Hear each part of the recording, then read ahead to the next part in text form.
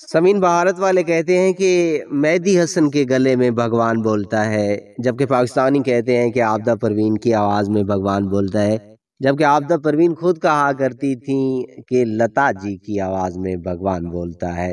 عابدہ پروین موسیقی کا ایک ایسا عہد ہے جس کا کوئی ثانی نہیں۔ عابدہ پروین کا موسیقی سے عشق کا ثبوت ایک یہ بھی ہے کہ انہوں نے اپنے بیٹے کا نام شاہ لطیف بھٹائی سے عقیدت کی وجہ سے سارنگ لطیف رکھا، جو اس وقت ایک میوزک ڈائریکٹر ہیں۔ عابدہ پروین وہ ہستی ہیں جن کے فیض سے ناصر کاظمی جیسے شاعروں کو شہرت ملی۔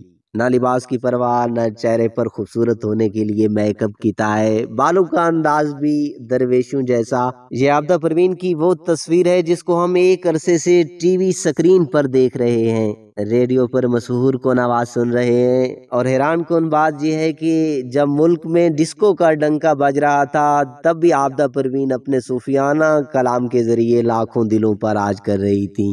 عابدہ کہتی ہیں کہ صوبہ سندھ کا ماحول درگاہ کا ماحول ہے، سندھ کے لوگوں کا مزاج اور موسیقی بھی درگاہی ہے۔ میرے والد صاحب میں بھی درگاہ کا ایک رنگ تھا جو پھر ہم سب میں آیا۔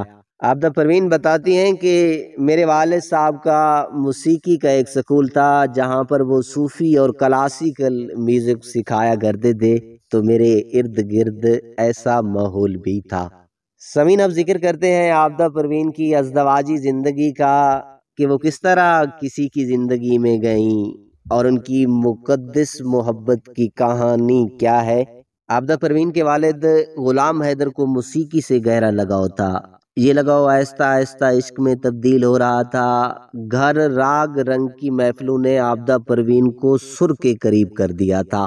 والد صاحب نے جب دیکھا کہ ان کی بیٹی موسیقی میں دلچسپی لے رہی ہے تو انہوں نے استاد سلامت علی خان کی شاگردی میں دے دیا۔ 1972 میں پہلی مرتبہ ریڈیو پاکستان حیدرآباد کے ایک پروگرام میں شوقیہ گلوکارہ کے طور پر شرکت کی تھی۔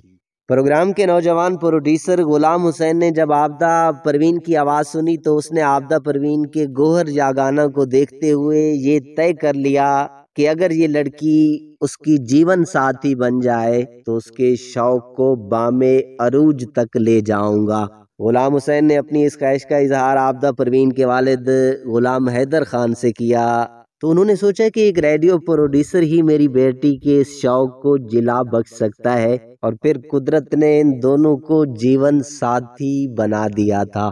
سمن یہ بھی سچ ہے کہ اپنے معیار کے بل بوتے پر عابدہ پروین کے بارے میں کہا جاتا ہے کہ بہت مہنگی ترین گلوکارہ ہیں۔ ایک بار کراچی میں ایک کالج انتظامیہ نے، جہاں خود عابدہ پروین کا بیٹا بھی پڑھتا تھا، وہاں کے طلباء نے عابدہ پروین کو سننے کی فرمائش کی، مگر جب عابدہ پروین سے رابطہ ہوا تو انہوں نے 3 گھنٹے کی پرفارمنس کے لیے 25 لاکھ مانگ لیے اور کالج انتظامیہ کو اپنی پیشکش واپس لینا پڑی تھی۔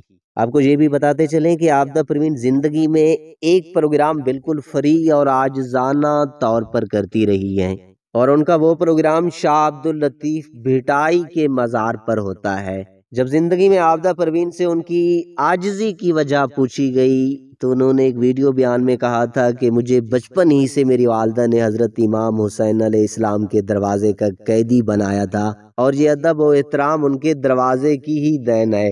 عابدہ پروین کا مزید کہنا تھا کہ ہم انسان ہیں اور ہماری حیثیت اس سے زیادہ اور کچھ نہیں ہے، جبکہ ساتھ ہی ساتھ عابدہ پروین یہ واقعہ سناتے ہوئے زاروں قطار روتی بھی رہی تھیں۔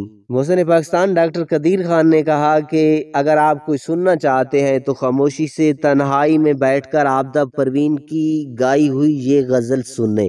ڈھونڈو گے اگر ملکوں ملکوں ملنے کے نہیں نایاب ہیں ہم، یہ سننے کے بعد آپ وجد میں آ جائیں گے اور دنیا سے غافل ہو جائیں گے۔ اردو زبان ہی ایسی پیاری کہ دریا کو کوزہ میں بند کر دیتی ہے۔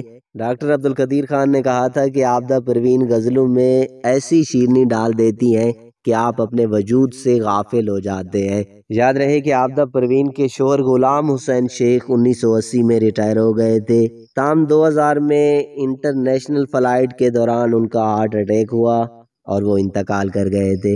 عابدہ پروین کی 2 بیٹیاں اور 1 بیٹا ہے۔ سمین یہ تاریخی کہانی کیسی لگی؟